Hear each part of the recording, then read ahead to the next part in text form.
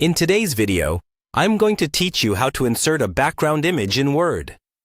If you want to make your document look more polished, branded, or visually engaging, adding a background image is a simple way to do it. This can be useful for flyers, invitations, cover pages, or any document where design matters just as much as the text. I'll walk you through the process in a clear and practical way so you can follow along easily. To begin, open Microsoft Word and load the document where you want the background image to appear.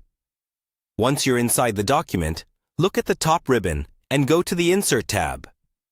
This is where Word gives you tools for adding visual elements like pictures, shapes, and other design features. From the Insert tab, choose the option for Pictures. Word may give you choices, such as inserting an image from your device or from online sources. Select the location of the image you want to use, then browse to the correct file and insert it into the document. Once the image appears on the page, it will usually be placed like a normal object in line with your text. Since this image is meant to act as a background, the next step is to change how the text interacts with it. Click on the image, then find the layout or wrapping options. Choose the setting that places the image behind the text.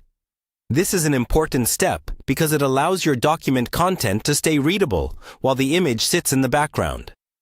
After that, resize and reposition the image so it covers the area you want. You can drag the corners to make it larger without distorting it too much, and move it around until it fits nicely on the page. If your goal is a full-page background, try stretching it carefully to fill most or all of the page area. As you adjust the image, pay attention to readability. A background image works best when it supports the document rather than overpowering it. If the picture is too bold or detailed, your text may become harder to read. In that case, consider using a lighter image or adjusting its appearance if needed. Before finishing, scroll through the page and check how everything looks together. Make sure the text is still clear, the image is positioned correctly, and nothing important is being covered. This quick review can save you time later, especially if you plan to print the document or share it with others. And that's how to insert a background image in Word.